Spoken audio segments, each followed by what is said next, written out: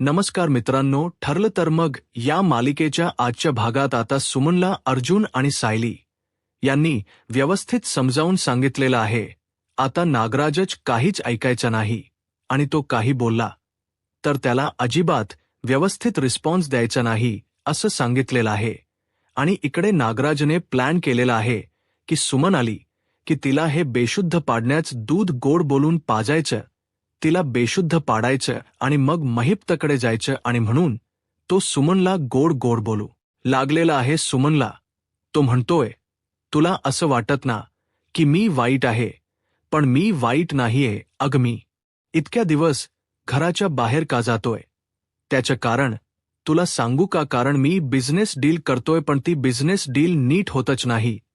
त्याला मी काय करू? आणि तुला असं वाटते की मी तुला खोट बोलतोय आणि बाहेर जातोय, पण माझ्या बाहेर जाण्याच्या पाठीमागचं कारण मात्र तो नीट समजावून घेत नाही.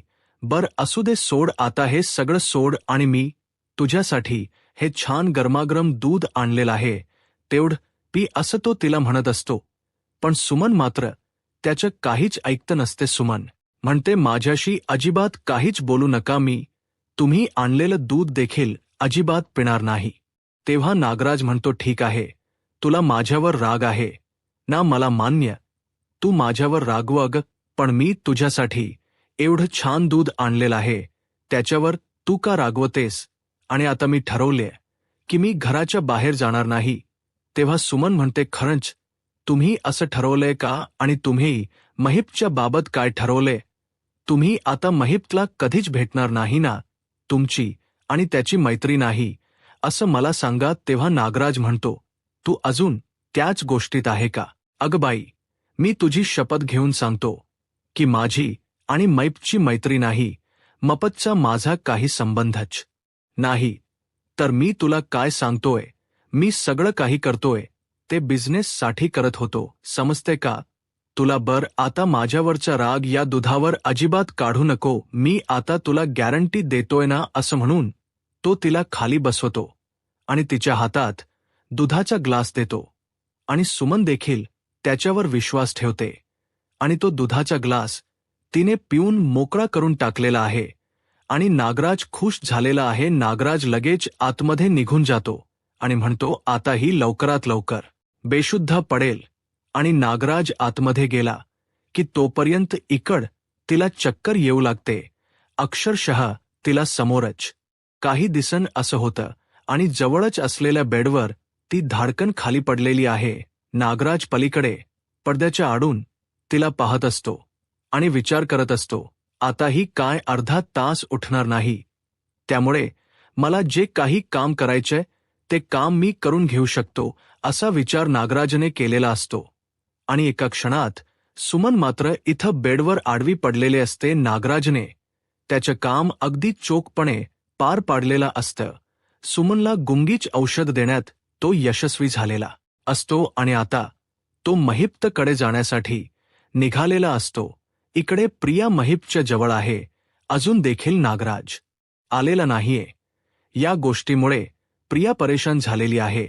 तर इकडे महिप्त तिला म्हणतोय, काय लावला खेळ तुम्ही? तुम्हाला असं वाटते का मी तुम्हाला सोडणार आहे? तुम्हाला सोडणार नाही मी, एवढं लक्षात ठेव. तुमच्या प्रत्येक गेमान महिप्त लक्षात ठेवणार आहे, लक्षात ठेव, असं तो म्हणत असतो. तेव्हा प्रिया त्याला सांगते की हे बघा महिप्त काका, नीट ऐका, नागराज काका आहेत ना, त्यांचं तुम्ही अजिबात ऐकायचं नाही.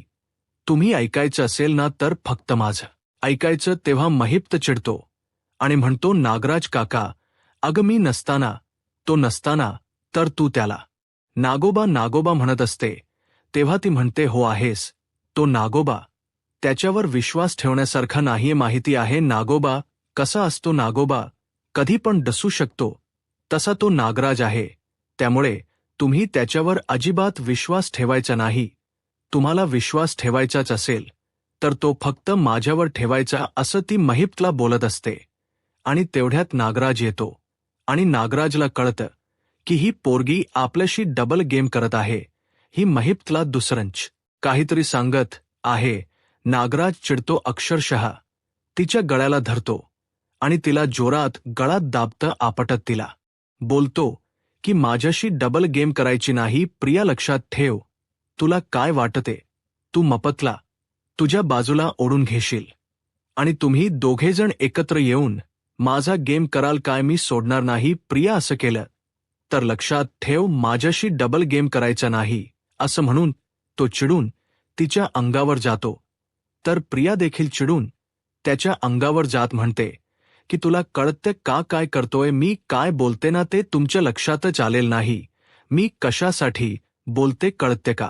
जरासा ऐकून घ्यायला शिका, असं प्रिया त्याला बोलत असते. पण तेवढ्यात महिप्तने स्वतःचे हात आणि पाय सोडलेले असतात.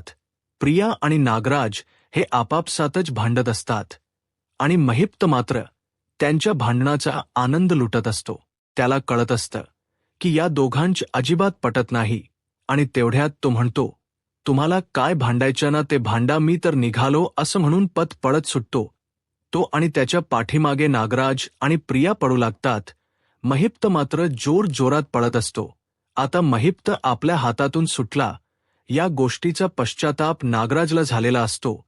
तो नागराजला थांबून नागराज त्याला थांबवण्याचा प्रयत्न करत असतो, पण महिप्त मात्र पळून गेलेला असतो आणि प्रिया देखील आता महिप्तला पकडण्यासाठी पाठीमागे पळत असते.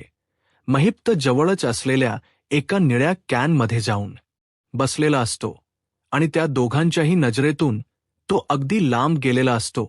पण तेवढ्यात प्रिया त्याच्या समोरच येते. महिप्त त्यातून बाहेर उठतो आणि त्याला कळतं की प्रियाने आपल्याला पाहिलेलं आहे. आता प्रिया ओरडेल असं त्याला वाटतं, पण प्रिया मात्र अजिबात ओरडत नाही. प्रिया आणि महिप्त एकमेकाच्या समोर असतात. पण तेवढ्यात नागराज पाठीमागून येतो आणि महिप्तच्या डोक्यात जोरात त्याने काचीची बाटली मारली असते आणि महिप्त एका क्षणात खाली कोसळतो. नागराज चिडतो आणि तिला म्हणतो, तुला कळतं का तू काय करत होतीस ते? प्रिया म्हणते, तुम्ही काय केले? तुम्हाला कळतं का? तेव्हा नागराज चिडून अक्षरशः तिच्या जवळ जातो आणि तिच्या मुस्काळात ठेवून देतो आणि म्हणतो, तो आता सुद्धा डबल्स करते, लक्षात ठेव. आता महिप्त तुझ्या समोर होता तेव्हा तू ओरडायला पाहिजे होतं, त्याला थांबवायला पाहिजे होतं, पण तू ओरडलेली नाहीस, असं म्हणून प्रियाच्या सणसणीत थोबाडीत त्याने ठेवून दिलेली असते. प्रिया त्याला म्हणते, काय करताय तुम्ही? समजताय का? नागराज म्हणतो, माझे चालाकी करू नको. तुला वाटत असेल तुझे असले धंदे मी ओळखणार नाही, मी तुला चांगला ओळख, लक्षात ठेव. पण इकडे महिप्त मात्र खाली पडलेला असतो आणि तो अक्षरशः रक्ताच्या थाऱ्यामध्ये पडलेला असतो. प्रिया म्हणते, तुम्हाला समजते का तुम्ही काय केलं ते? असं केलं ना तर महिप्त मरून जाईल. नागराज म्हणतो, तुला काय करायचं, जे काय करायचं ना ते आता मी केलेलं आहे आणि तू आता माझ्या आणि त्याच्यामध्ये पडू नको, एवढं तुला समजावून सांगतोय. तुला जे काही करायचं असेल ना ते बाकी कर, असं म्हणून नागराज अक्षरशः प्रियाच्या देखील अंगावर जात असतो. प्रियाला कळतं की नागराज आता भलताच चिडलेला आहे. तो आपलं काहीच ऐकण्याच्या मनस्थितीमध्ये नाही. नागराज तिला सांगतो, त्याच्या आत्ता तो निघायचं, याचं काय करायचं ना ते माझी मी बघतो, असं म्हणून नागराजने प्रियाला अक्षर हाकलून दिलेलं असतं आणि प्रिया देखील नागराजला पुरती घाबरलेले असते, कारण नागराजने आता त्याचा रुद्र अवतार काय आहे तो प्रियाला दाखवलेला असतो. प्रियाला तो म्हणतो, तो आत्ताच्या आत्ता निघून जा. आणि प्रियाने निघून गेल्यावर त्याने ठरवले की आता प्रियाला देखील माहिती नाही अशा ठिकाणी मपतला लपून ठेवायचं. इकडे घरात सर्वजण शांतपणे डायनिंग टेबलला बसलेले आहेत आणि जेवण करत आहेत. सायलीने छान असा स्वयंपाक बनवलेला आहे आणि अस्मिता तर म्हणते, माझ्या बाळाला तर माझ्या हातच आवडेल का नाही असं मला वाटतं. तो तर मला म्हणणार आहे, मला तर फक्त मामीच्याच हातच खायला आवडणार आहे. तेव्हा सायली म्हणते, हो, मी देखील माझ्या बाळाला अगदी हक्कान खाऊ घालणार आहे, म्हणजेच अस्मिताच्या बाळाला मी हक्कान खाऊ घालणार आहे, असं ती बोलत असते. सगळ्यांच छान बोलणं चाललेलं असतं. तेवढ्यात अश्विन आलेला आहे. अश्विन येतो आणि प्रिया प्रिया म्हणून हाक मारू लागतो. आता सर्वांचे लक्ष अश्विन आणि प्रिया यांच्याकडे असतं. अश्विन येतो आणि प्रियाच्या समोर 2 तिकीट त्याने धरलेले असतात आणि तो म्हणतो, आज मी तुला जबरदस्त सरप्राईज देणार आहे. प्रिया म्हणते, कसलं सरप्राईज? तेव्हा तो सांगतो की आपण आता मॉलवला जाणार आहोत. आपलं हनीमून राहिलेलं होत ना, ते पूर्ण करण्यासाठी आपण जाणार आहोत. आणि तेवढ्यात सायलीच लक्ष प्रियाकडे जातं. तिला दिसतं कीच तर प्रियाचे गाल हे सुजलेले आहेत. आणि ती लगेच प्रियाला विचारते की काय झालं प्रिया, तुझ्या गालांना तुझा गाल सुजल्यासारखा का दिसतोय? तेव्हा प्रियाला आठवतं की आपल्याला नागराजने सणसणीत मुस्का ठेवून दिली होती आणि त्यामुळे आपला गाल सुजलेला आहे. तेवढ्यात तिच्याशी बोलताना ती म्हणते की हो, माझी जरा धाड दुखते ना, त्यामुळे गाल सुजलेला आहे. तर आता अश्विन म्हणत असतो, ते जाऊ दे, आपल्याला आता उद्याच्या उद्या लगेच मॉलदेवला जायचंय. आता छानपैकी आपण कपडे घ्यायला जाऊया आणि रात्रीत सगळं सामान भरूया आणि सकाळीच आपल्याला मॉलदेवला जायचं आहे. पण प्रिया मात्र त्या गोष्टीसाठी अजिबात तयार नाही, हे त्याला माहिती नसतं. तो म्हणतो, हे बघ, ही 2 तिकीट आत्ताच्या आता आपल्याला पावरावर करायला सुरुवात करायची आहे. अश्विन तर एकदम खुश असतो, पण प्रिया त्याला म्हणते, मॉलदेवला पण तुम्ही मला काय सांगितलं नाही? काय नाही? तो म्हणतो, अगं सरप्राईज आहे ना. सरप्राईज काय सांगायचं असतं का? आणि असं पण आपलं हनीमून पेंडिंग पडलेलं आहे ना, त्यामुळे मी ठरवलं तुला सरप्राईज द्यायचं म्हणून ही 2 तिकीट मी घेऊन आलेलो आहे. तर प्रिया म्हणते, मी अजिबात येणार नाही. तुम्हाला असं वाटतं का की तुम्ही मला काही सांगाल आणि मी तुमच्या ऐकतं बसायचं? तुम्ही ना मला गृहीत धरताय. माझ्या मागे किती काम आहे ना, ते तुम्हाला अजिबात माहिती नाही. अश्विन एकदम आश्चर्यचकितच होतो आणि म्हणतो, तुला समजतंय का तू काय बोलतेस ते? अगं, मी तुझ्यासाठी एवढं प्लॅन केलेलं आहे, एवढं सरप्राईज दिलेलं आहे, आणि तू म्हणतेस की मी तुला गृहीत धरतोय. कशात गृहीत धरलंय ते तरी सांग. मी तुला गृहीत वगैरे काही धरलेलं नाही. प्रिया म्हणते, गृहीत धरायचं नाही तर काय? माझा इथं फॅशन डिझायनिंगचा वर्कशॉप आहे, माझी काम आहेत, माझी डेंटिस्टची अपॉइंटमेंट आहे. एवढं सगळं असून देखील तुम्हाला असं वाटतं का की ते सगळं बंद करून मी तुमच्या पाठीमागे मॉलदेवला यावं? प्रियाचं असं बोललं ऐकून घरातले सगळे सदस्य अगदी आश्चर्यचकित झालेले असतात. अश्विनने एवढं मोठं सरप्राईज दिलंय आणि प्रियाला त्याचं काहीच पडलेलं नाहीये, हे सर्वांना दिसत असतं. तर अश्विन आता एकदम तोंडावर पडल्यासारखा झालेला असतो. सर्वांच्या समोर अश्विनचा तिने अपमानच केलेला असतो. अश्विन म्हणतो, अग प्रिया, असं का बोलतेस? तू आपलं हनीमून पेंडिंग पडलेलं आहे म्हणून सरप्राईज देण्यासाठी मी एवढं छान तिकीट घेऊन आलोय आणि तू म्हणते की मी तुला गृहीत धरतोय. याला गृहीत धरणं नाहीत म्हणत आहे, याला प्रेम करणं म्हणतात. प्रिया म्हणते, नकोय मला असलं प्रेम. तुमच्या असल्या प्रेमाला कंटाळले आहे मी. असं म्हणून अजून तिने अपमान केलेला असतो अस्मिता, आणि घरातले सगळे सदस्य ऐकत असतात आणि त्यांना मात्र भलतंच आश्चर्य वाटत असतं की प्रिया किती उलट्या काळजाची आहे. अश्विनन तिच्यासाठी एवढं काही करून देखील ती त्याचं काहीच ऐकायला तयार नाही. अश्विन म्हणतो, नक्की तुला नक्की यायचं नाहीये का? प्रिया म्हणते, नक्की तेच सांगते मी तुम्हाला. उलट मला तुम्ही जे काही वागल आहेत ना, तेच पटत नाही. अहो, मला अगोदर सांगायचं तर असतं ना. तुम्हाला काय वाटतं तुम्ही मला सांगणार आणि मी तुमचं ऐकणार आणि तुमच्या मागे पळणार का? ते माझ्याने होणार नाही, लक्षात ठेवा. अश्विन म्हणतो, तू आणि माझ्या मागे पळणार? तुला समजते का तू काय बोलतेस ते? आणि कधी माझ्या मागे पडलेस ना, ते तरी मला सांग. मलाच आठवत नाहीये. अगं, माझं साधं एक काम तू ऐकत नाहीस आणि तू मला सांगायला लागलेले आहेस की मी तुझ्या मागे करतोय. प्रिया चिडते आणि म्हणते, अच्छा, म्हणजे मी तुमचं काम करायला पाहिजे का? तेव्हा अश्विन चिडतो आणि तिच्या समोर ती तिकीट फाडून टाकतो आणि म्हणतो, ठीक आहे, आपलं हनीमूनला जाण्याचं आणि मी तुला सरप्राईज देण्याचं आता कॅन्सल करून टाकतोय. असं म्हणून तिकीट फेकून अश्विन निघून जातो. तर अस्मिता म्हणते, ही नक्की कसली आहे पोरगी?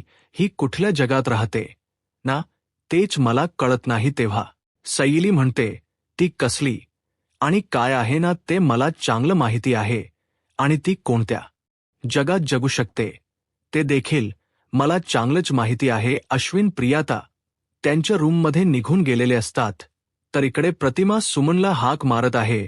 सुमनने अजून काहीच खाल्लेलं नाही. जेवण केल्यानंतर ते शांत झोपेल असा विचार प्रतिमाने केलेला असतो आणि म्हणून जेवण करण्यासाठी ती सुमनला हाक मारत असते. पण सुमन काही केल्या ओ देत नाही, म्हणून ती ठरवते की आता आपण तिच्याकडे जाऊया आणि तिला जेवायला बोलूया. शांतपणे आपण जेवण करू आणि त्यानंतर झोपायला जाऊया, असं सगळं तिने ठरवलेलं असतं.